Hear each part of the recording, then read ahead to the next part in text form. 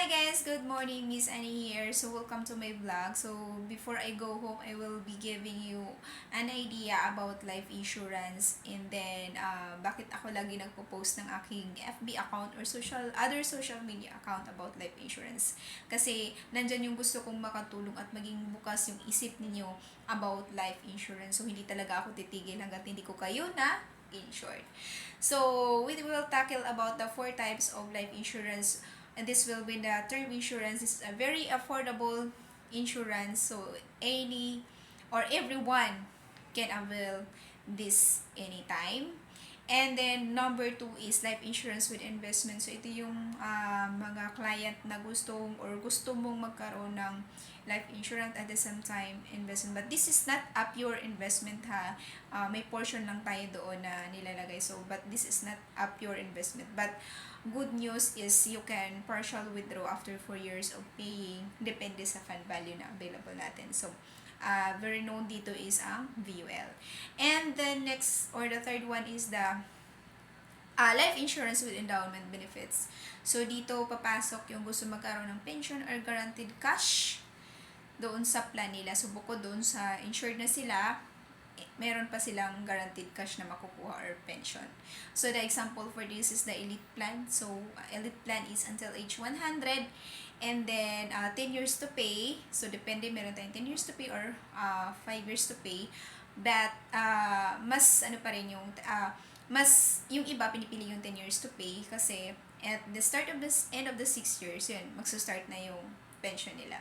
And the fourth one is health insurance. So health insurance is very important also dahil dito papasok doon yung critical illness. So hindi natin inaasahan mangyayari critical illness, lalo na hindi natin alam kung kailan tayo dadapuan ng sakit or kailan mangyari, because I've been there nung nangyari dahil kaya din ako pumasok dito sa life insurance industry or insurance industry dahil syempre may karanasan tayo.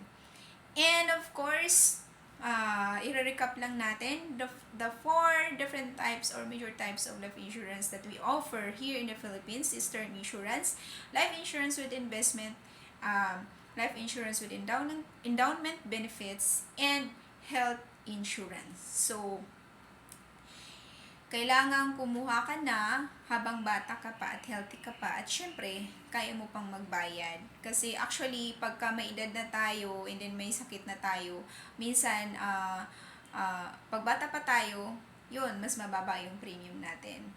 Kaysa may age na tayo, mataas na yung premium and then risky na din tayo sa mga sakit. So, baka pagdating ng panahon, kahit marami pa tayong pera, tapos gusto mo magpa-insured, pero yun pala, hindi na tayo insurable.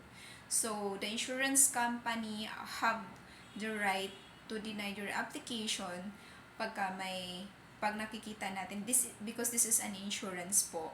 So, kailangan nating kumuha ng insurance na habang bata pa tayo, wala pa tayong sakit, and then, of course, meron tayong pambayad ng premium. Dahil this is a long-term commitment po. So, i-share ko lang din guys, I have 4 policies na kay Sun Life. So, this is big achievement. Kahit sabihin natin na hindi pa natin nakukuha yung iba nating mga goals sa buhay, but having an insurance is a very peace of mind. So, nagkaroon tayo ng peace of mind kasi hindi natin alam nangyayari. At lalo sa ating mga single parent or mga single mother dyan or single father. So, kailangan natin kumuha ng life insurance protection natin at sa mga anak natin. So, that's all guys. So, napahaba yung ating pintuan. Siguro sa susunod, hahabaan ko na talaga or nagkaroon na tayo ng lapse ng time. So, good luck guys sa mga gustong mag-message sa akin about life insurance, sa gustong magpa-quote ng kanilang insurance, message mo lang ako and then I will give you time for your questions. So, bye guys!